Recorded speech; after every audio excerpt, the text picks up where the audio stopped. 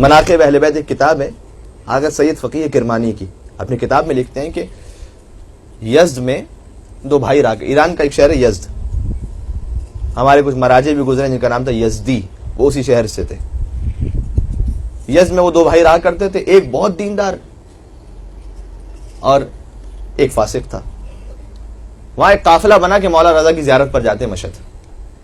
تو قافلہ اس زمانے میں اونٹ اور گھوڑے اور اس پہ سفر ہوتا تھا. قافلہ تیار ہو گیا تو جو فاسق بھائی تھا اس نے آ کے کہا مجھے بھی ساتھ لے کے چلو.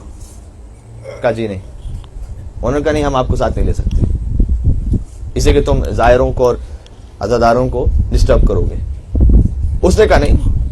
بہت اصرار کیا تو اس کے باوجود منع کرتے رہے. آخر میں اس نے کہا تم مجھے ساتھ نہیں لے کے جاؤ گے, میں خود سے آ جاؤں گا.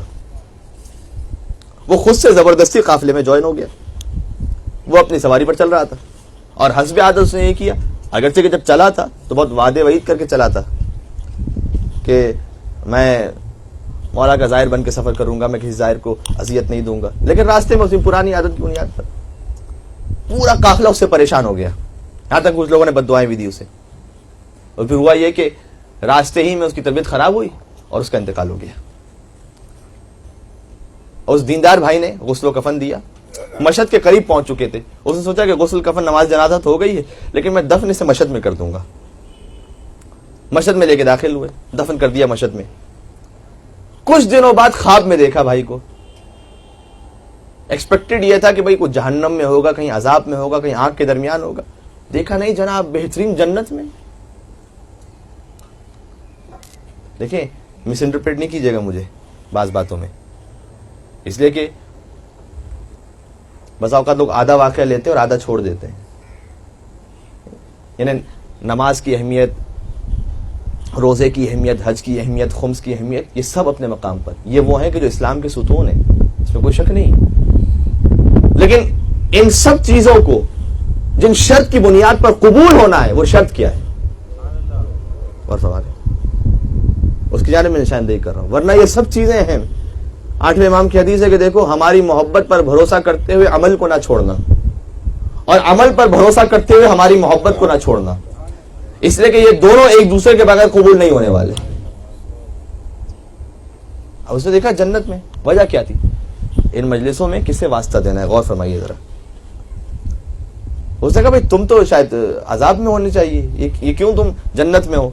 کا بات یہ ہے کہ آپ ٹھیک فرما رہے ہیں. جیسے ہی میرا انتقال ہوا, شدید آگ نے مجھے گھیر لیا تھا, آگ میں جل رہا تھا پوری طرح. کہا تم نے مجھے غسل دینے کا ارادہ کیا, میں نے سوچا شاید تم پانی ڈالو گے تو آگ بجھ جائے گی. نہیں, وہ پانی آگ میں بدل گیا, آگ مزید بھڑک اٹھی. میں فریاد کر رہا تھا, پکار رہا تھا, مجھے بچاؤ, مجھے بچاؤ. تم میں سے کوئی سننے والا نہیں تھا. تم نے پھر میرے لیے کفن تیار کیا, وہ کفن آگ میں بدل گیا. وہ آگ بڑھتی جا رہی تھی, میں جل رہا تھا آگ میں, چونکہ عمل نہیں کیا تھا نا, سارے عذاب ہیں یہ. میں جل رہا تھا. تم نے تابوت تیار کیا, وہ تابوت آگ میں بدل گیا. میں شدید عذاب میں گرفتار تھا, یہاں تک کہ تم مشہد پہنچے, اور تم نے یہ ارادہ کیا کہ دفن کرنے سے پہلے مولا رضا کی زری کا ایک طواف کروا لیتے ہیں. اللہ اکبر. تم نے طواف کروانا شروع کیا مجھے. میں نے دیکھا زری کے درمیان مولا رضا بنفس نفیس تشریف فرما ہے,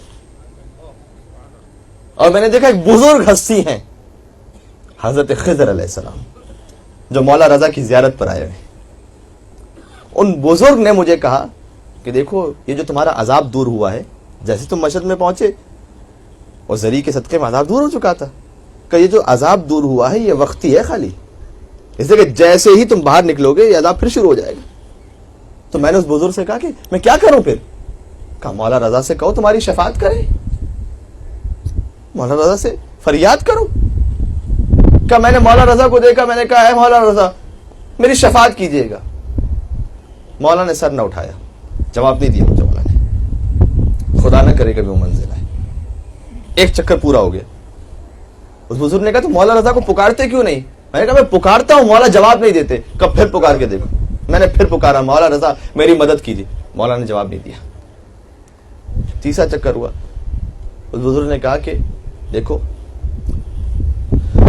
میں نے اس سے کہا کہ میں مولا کو پکارتا ہوں، مولا جواب نہیں دیتے. بزرگ جواب دیتے ہیں کہ دیکھو ایک طریقہ ہے، یہ جو مولا رضا ہے نا، انہیں اپنی ماں فاطمہ زہرا سے بہت عقیدت ہے.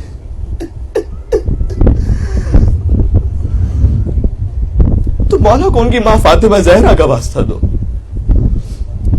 میں نے جیسے مولا سے کہا اے مولا رضا، آپ کو آپ کی ماں فاطمہ زہرا کا واسطہ.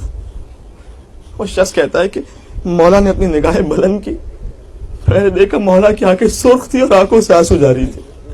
مجھے دیکھ کر کہتے اے شخص، تو شفاعت کے قابل نہیں تھا، لیکن میں کیا کروں، تو نے مجھے میری ماں کا واسطہ دے دیا. مولا نے ہاتھوں کو بلند کیا، کہا اے خدا، تجھے میری ماں فاطمہ زہرا کا واسطہ، اس کی شفاعت کر دے.